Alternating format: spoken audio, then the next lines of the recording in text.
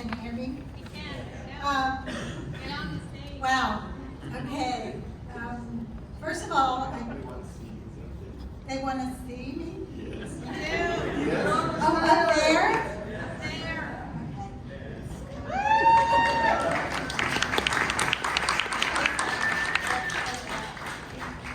Right here for you. You want to see me? Okay, can't hide behind the podium. Well, first of all, I just want to say a few things about AIGA San Diego. And that is, yeah, we have been around a long time, and I remember it was 1980 when I came to San Diego from Honolulu, where I was living and teaching at the university there. And I met my husband, Calvin Wu, who was visiting Hawaii at the time, and I was living there. And it was because of a guy that I came to San Diego. That's what we do sometimes, right? Yeah.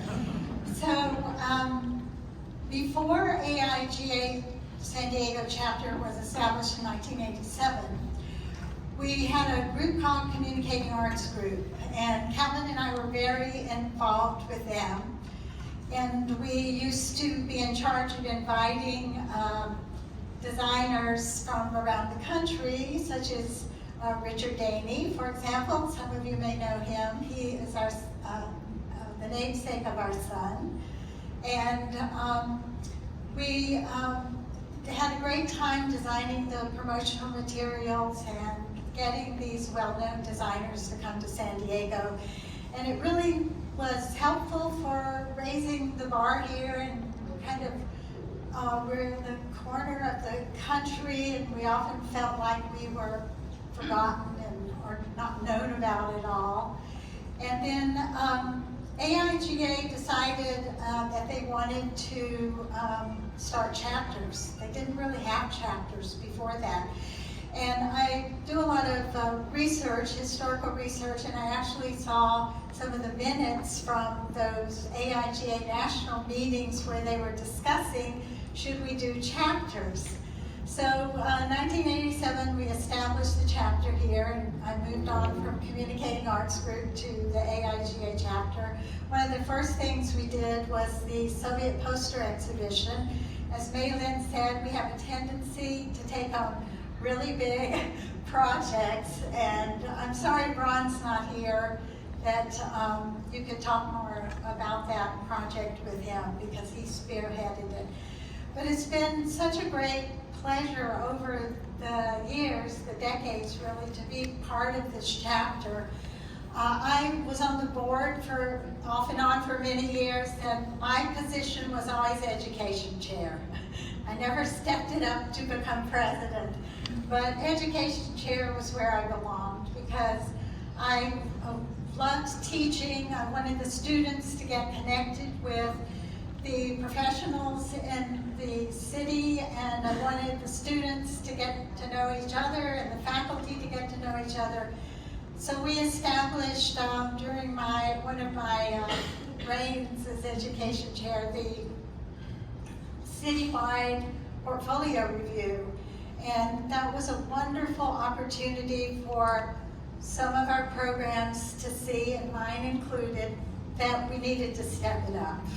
So that was a way to really raise the bar for the students, and also gave the professionals an opportunity to see what was going on in the schools, and then to give feedback, and we gave awards and honors to students who excelled in different areas.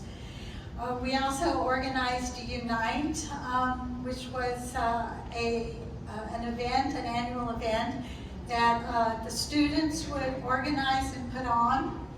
They would determine who they wanted to bring in. Shepherd Ferry, I think, was their first choice when we started this many years ago, and they brought in some very interesting designers over the years, things that they wanted to know about and people that they wanted to hear more about.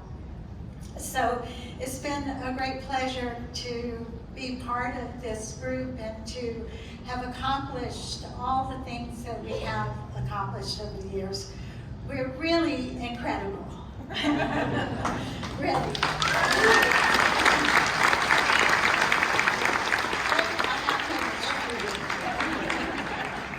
Now I'm going to look at my notes. Because I want to thank you, Maylin, our fearless leader, and the board, the chapter, for this incredible honor. And I wanted to also thank Calvin, because he's been my strongest supporter over the years and offered a lot of encouragement. So I have a little story I just wanted to share. Calvin and I were in New York in September. We decided to go to see the Jenny Holzer exhibition at the Guggenheim. I don't know if you know who Jenny Holzer is or not. She's a conceptual artist. And we were at the Guggenheim, and she does a lot of what she calls word art. And so she had designed in the rotunda there, if you haven't been to the Guggenheim, there are 6 ramps that go from the ground level all the way up to the top floor. And that's how you go up and see the artwork. And she had these LED panels just weaving all the way up the ramps with some of her word art, and then different colors and fading in, fading out. It was really interesting. It was kind of mesmerizing.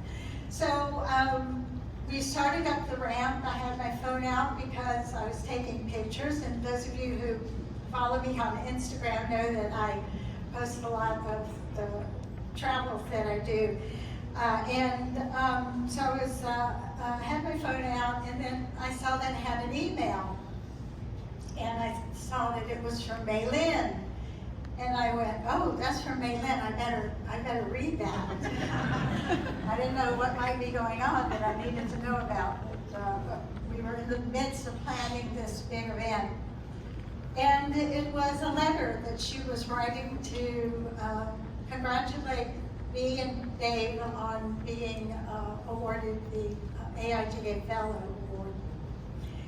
And I was so moved and surprised, and I turned to find Calvin, who was wandering off with his own picture taking.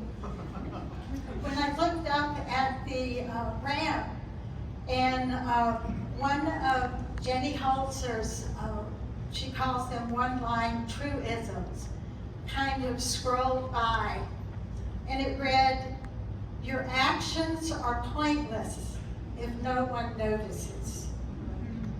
And I was just stunned, because I had just read this letter from Maylin, and I wanted to thank you for noticing.